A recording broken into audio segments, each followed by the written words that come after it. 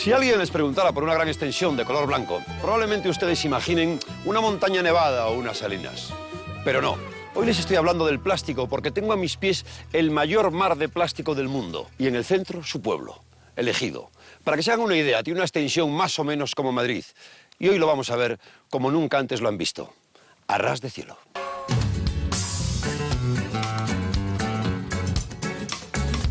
Estamos ante el monumento más grande del mundo dedicado a la huerta española. El Ejido cuenta con una localización privilegiada, con más de 3.000 horas de sol al año, pero con dos grandes problemas: la escasez de agua y los fuertes vientos. Para entender cómo han conseguido superar esos problemas y producir 2 cultivos al año, hemos quedado con Lola Gómez, una mujer que ha nacido entre plásticos y ahora tiene una de las empresas más ecológicas de Almería.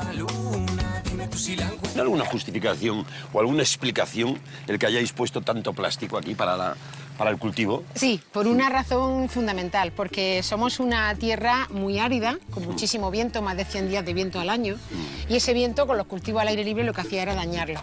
Sin embargo, gracias a los invernaderos, el viento ha pasado de ser un problema a ser nuestro principal recurso junto con el sol, porque ahora, gracias al viento, nosotros abrimos los plásticos, el viento entra y saca toda la humedad que las plantas están produciendo continuamente cuando están evapotranspirando el agua que cogen por las raíces. O sea, que habéis descubierto que cubriendo las plantas con plástico, la producción mejora, el producto... Sobre todo es que ahorramos muchísima agua, porque el agua no se evapora, se queda dentro.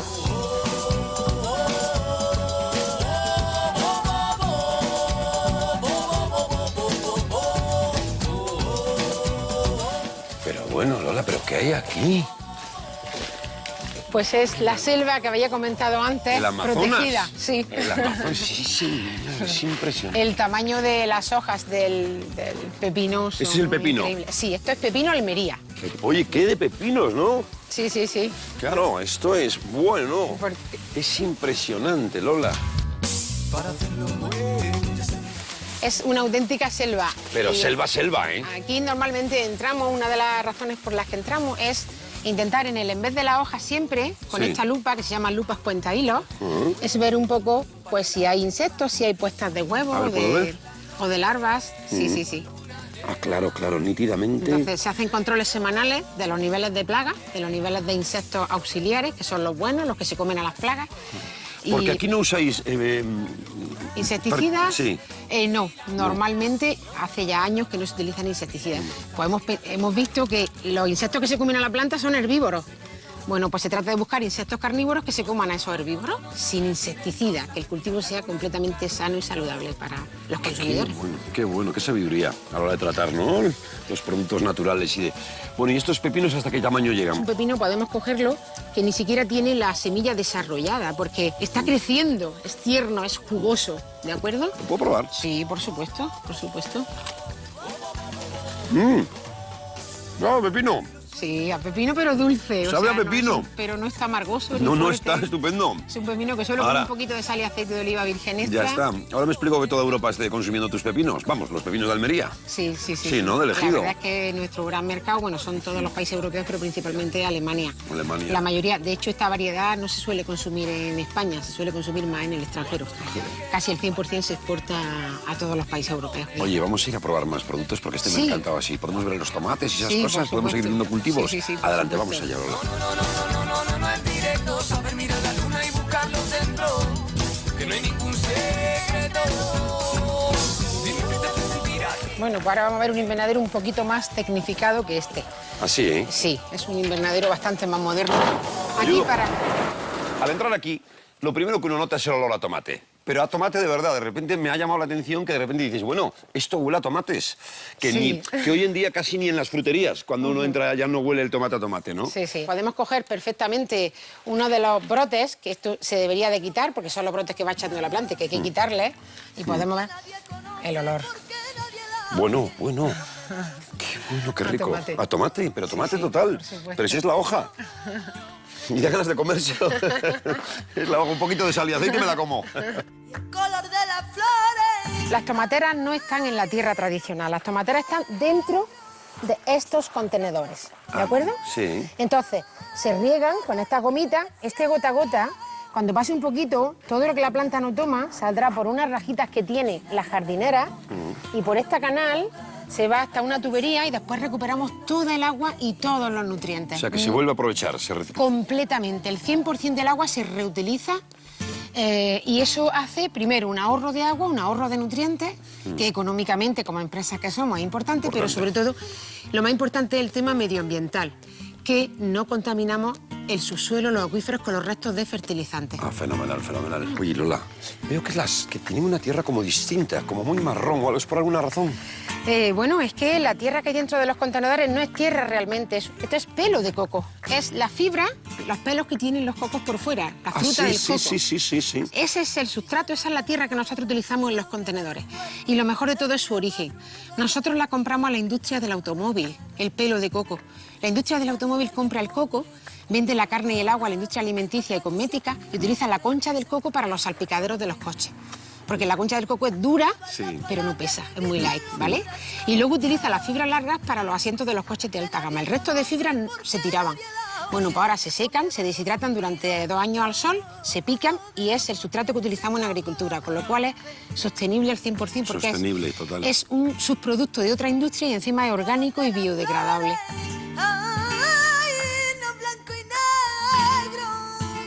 Nos subimos a los techos de los invernaderos.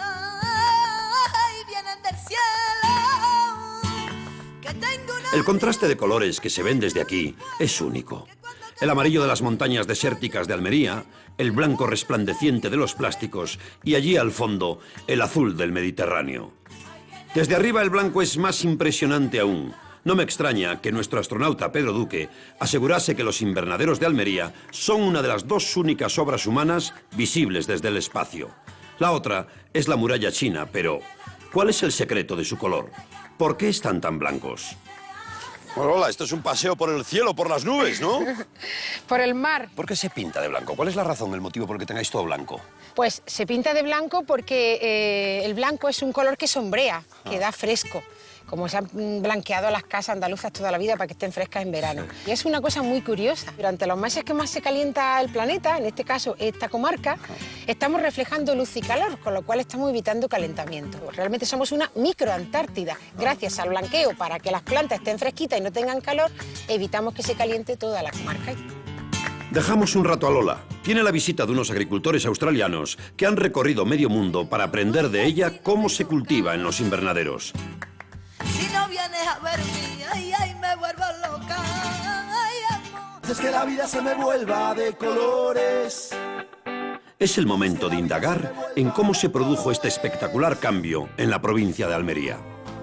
Vemos que la región de Almería siempre tuvo tradición agrícola, pero solo cuando cambió el método de cultivo y se construyeron estos impresionantes invernaderos, aumentó la producción.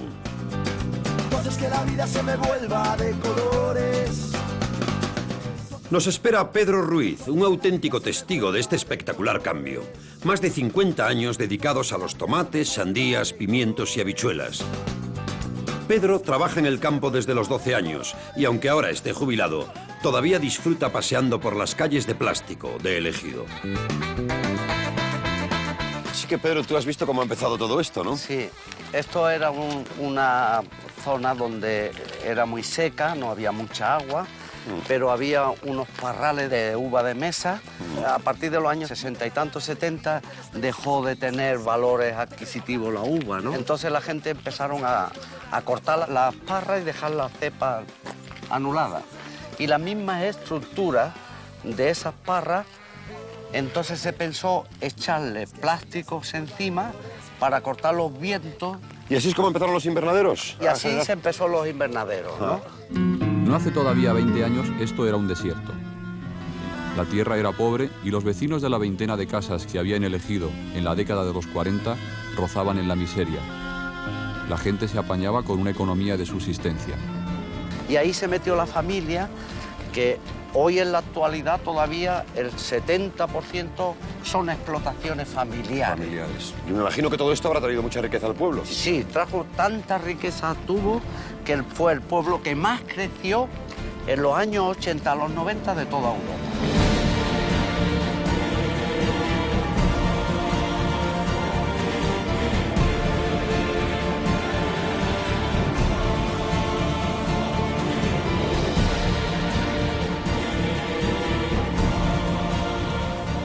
Es más, llegó un momento a tener 38 entidades bancarias. ¿Distintas? Distintas. ¿De distintos bancos?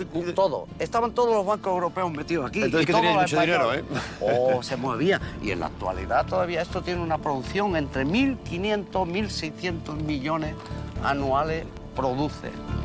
En exportación, sin contar los porcentajes del mercado nacional. Exactamente. Y entonces, ¿tú has visto el cambio drástico que ha pegado esto? Esto ¿no? ha pedido en todos los En todos los aspectos. sentidos. Esto es un pueblo puro de emigrantes.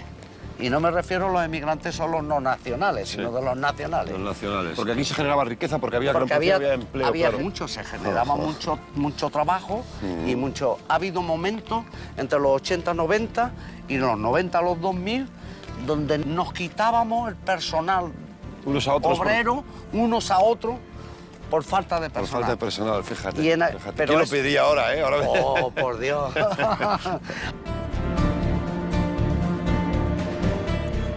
Ya hemos visto cómo se cultivan las hortalizas que alimentan media Europa. Y también nos han contado cómo Almería pasó de tener una pequeña huerta en medio de un desierto a una extraordinaria zona de cultivo. Volvamos con Lola para probar sus deliciosos productos. Quiero que me cuentes un poco de ti ahora, ¿no? Hemos visto todos los invernaderos, todo lo que habéis conseguido y todo lo que hacéis. Pero ¿dónde empieza esto en tu vida? Empieza prácticamente desde que nací. Tenía 3 años cuando mi padre hizo el primer invernadero.